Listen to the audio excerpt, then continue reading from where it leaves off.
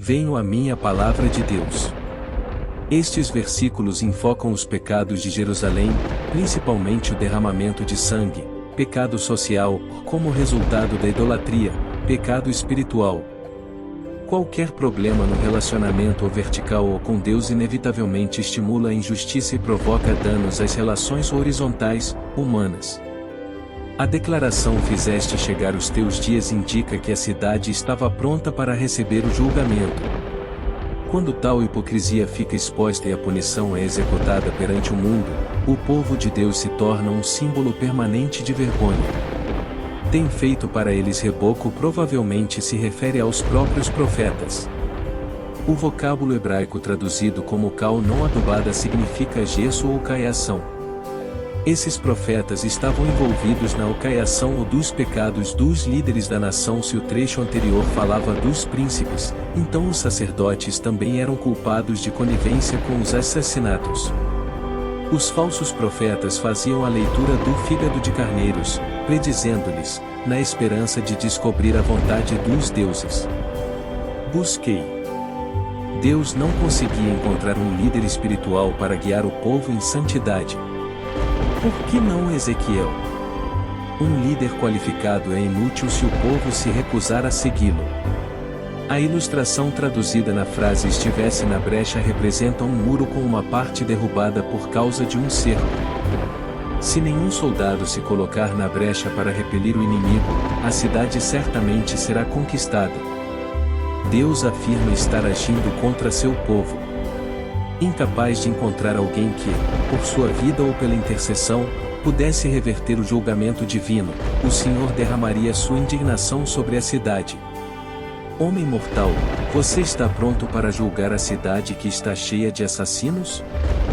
Mostre a ela todas as coisas vergonhosas que tem feito.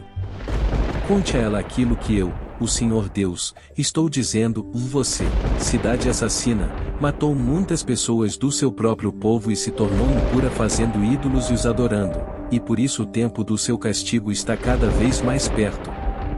Você é culpada dessas mortes e se tornou impura por causa dos ídolos que fabricou, e por isso o seu dia está chegando, o seu tempo acabou. Foi por isso que deixei as outras nações caçoarem e zombarem de você.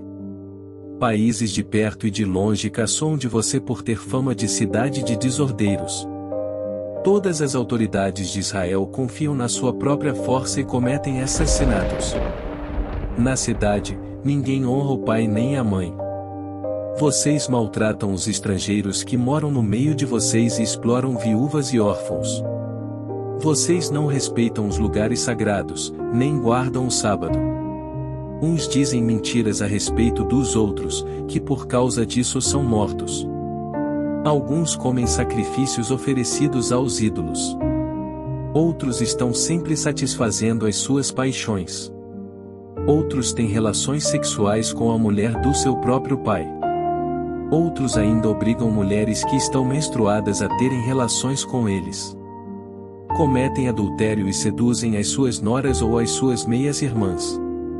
Alguns dos seus moradores matam por dinheiro. Outros emprestam dinheiro a juros e ficam ricos explorando os seus próprios irmãos israelitas. Eles esqueceram de mim. Sou eu, o Senhor Deus, quem está falando.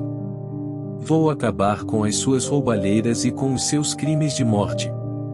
Vocês pensam que ainda terão alguma coragem ou força bastante para levantar a mão quando eu acabar de agir contra vocês? Eu, o Senhor, estou falando e mantenho a minha palavra. Espalharei o seu povo por todos os países e nações e porei um fim em todas as suas más ações. Assim as outras nações olharão com nojo para vocês, e vocês saberão que eu sou o Senhor. O Senhor me disse o seguinte: homem mortal, os israelitas não têm valor para mim. Eles são como a mistura de cobre, estanho, ferro e chumbo que sobra depois que a prata é refinada na fornalha. Agora, eu, o Senhor Deus, estou lhes dizendo que eles são tão inúteis como essa mistura. Reunirei todos em Jerusalém, como se fossem minério de prata, cobre, ferro, chumbo e estanho jogados numa fornalha de refinação. a minha ira e o meu furor os derreterão assim como o fogo derrete o minério. Sim.